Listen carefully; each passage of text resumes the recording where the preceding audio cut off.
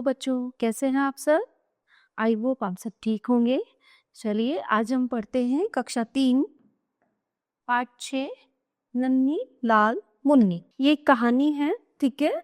और ये एक बहुत ही प्रसिद्ध, बहुत ही फेमस कहानी है जो बच्चों को बहुत पसंद है, ठीक है। एक लड़की थी, उसका नाम था मुन्नी, मतलब नन्ही लाल मुन्नी।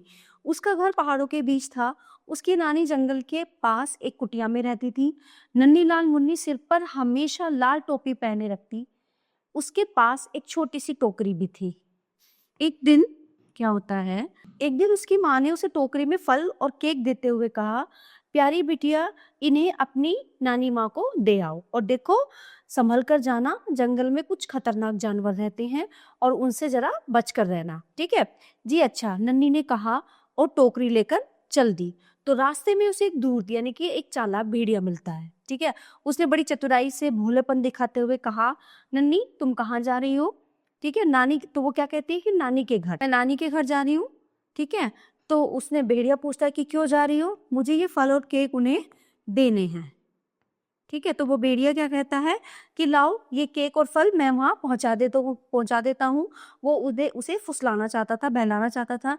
तो वो कहती है नहीं, माँ ने कहा है इसे खुद देकर आओ। कहकर नन्ही तेज तेज कदम, यानी कि वो बहुत तेज तेज चलने लगी। तो फिर क्या हुआ, भेड़िए को एक चाल सूझी, उसे एक चाल सूझी। वह दौड़कर एकदम से नानी के घर पहुंच गया।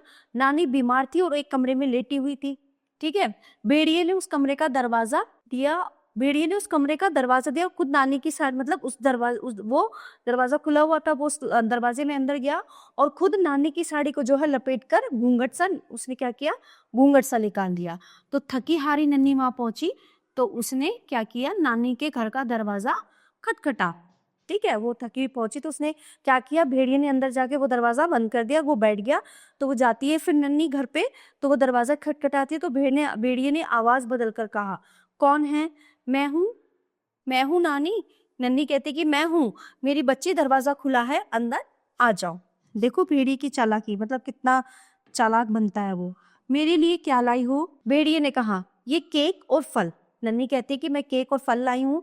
तभी उसने भेड़िए को नानी के स्थान पर बैठे देखा तो वो जोर से चीख पड़ी। उसी समय उधर से एक शिकारी गुजर रहा था। चीख सुनकर वह दौड़ा चला आया। फूल सी बच्ची को भेड़िए के पास देखकर वो सारी बात समझ गया, ठीक है। उसने तुरंत उस भेड़िए को अपनी बंदूक की गोली से मार गिराया। इस तरह नन्ही के प्राण बच गए। इतने में नानी भी किसी तरह बाहर आ गई, ठीक है।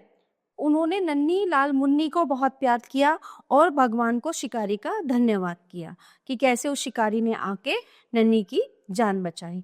आई होप आपको ये पाठ बहुत अच्छे से समझ आया होगा। धन्यवाद।